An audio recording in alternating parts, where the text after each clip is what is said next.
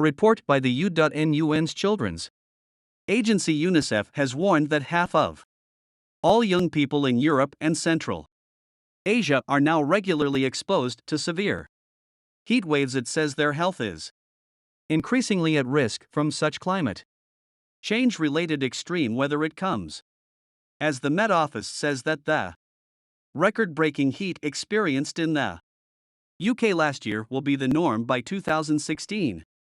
The State of the UK Climate Report says extreme temperatures will become average unless carbon emissions are reduced. Our environment correspondent Matt McGrath reports last summer's searing heat wave sparked wildfires across the UK, with more than 800 on the hottest day in July when temperatures broke through 40 Celsius.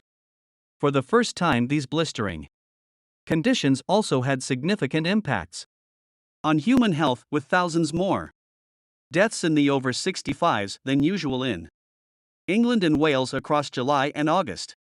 But this new Met Office report shows that the persistent heat wasn't confined to summer, with every month apart from December warmer than the long-term average. This saw 2022 become the UK's warmest year in records dating back to 1884. Driving all this, according to the researchers, are ongoing emissions of carbon dioxide from human activities. If these stay constant, an exceptional year like 2022 will become the norm for the UK. Year like 2022, the warmest year on record for the UK, and our current climate will be roughly an average by the middle of the century, just after mid-century by 2060. By 2109, out of 10 years will actually be warmer than 2022.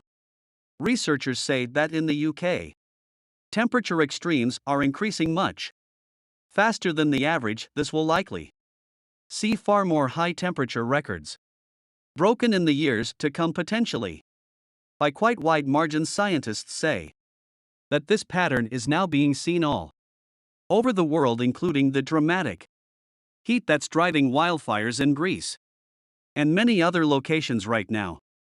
But even though these higher temperatures will become increasingly likely in a warmer world, the UK still has much further to go to properly prepare for this new normal.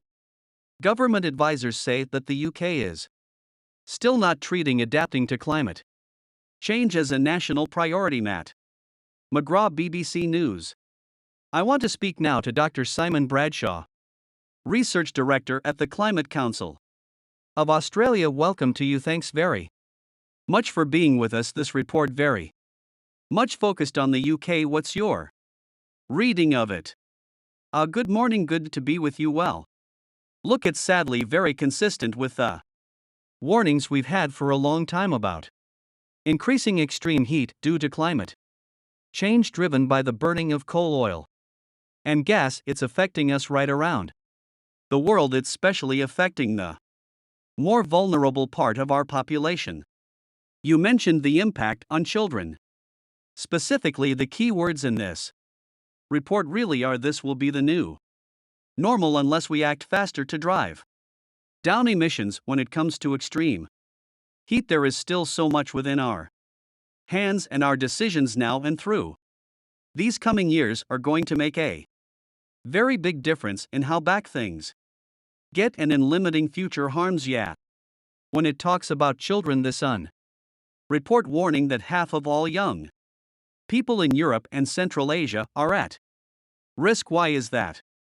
Well, children are particularly vulnerable because their core temperature goes up more quickly, and heat they're less able to cool themselves down, and this impacts them in some very significant ways. For example, in their ability to learn in school, and that does mean we have the risk of increasing inequality because it's in poorer parts of the country where there's less quality school buildings and so forth, where people oriented disadvantaged with climate change. With extreme heat, you're just compounding those existing inequalities, and that just drives home again why nobody is Immune to these impacts, it affects some more than others, and everything we do now to rein in emissions to build the resilience of our communities is creating a brighter, safer future for young people alive today and for all of us, around the world, including obviously where you are in Australia. We're all seeing increasing levels of extreme weather, aren't we? Whether it's rain, whether it's heat, it's different in different parts of the world. Here in the UK right now as well, it's not extreme, but it's certainly not the summer that many might expect. Many asking, well, look, we see these reports, on a regular basis from different institutions around the world, warning that we need to cut carbon emissions before it's too late, and lots of people asking, well, is it too late already, and what can we do to help? It's never too late, so we have to remember that every positive action we take, every ton of carbon we leave in the ground, is limiting future harms and is creating a safer future for everybody. But it is truly heartbreaking to see the impacts unfold over the last few months. All across the northern hemisphere, and it's almost a platinum. Here in Australia, we watch these unfold over these months, and we think, what is our summer going to bring? And it's a period of a lot of anxiety and a lot of very genuine human suffering that we see. This is the age of consequences for our past inaction on climate change, and because we bet more of these impacts into the system, we do have to double down on our efforts to adapt to what's coming. But I say again, the core message from all this is that it's so essential we cut global emissions in half this decade, and countries like Australia and the UK need to go a lot faster than that, because that's going to be so consequential when it comes to the severity of impacts that we'd be facing further down the line. Do you feel that we're going in the right direction? Not fast enough. Look, a lot has changed in the last few years. We've had most of the world's major economies take more steps. We're seeing, a race among some of the big countries now to really own the clean economy of the future, because that's where the smart money is, that's where the new opportunities are. But when you look at the science, when you look at the pace at which these impacts are unfolding, nothing we're doing is yet fast enough. So it's really going to take all of us to get our emissions plummeting over the coming decades. But decades. Sorry, it's so important, it's so worth it.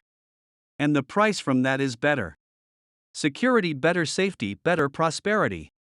There's everything for the taking, but we really have absolutely no more time to lose.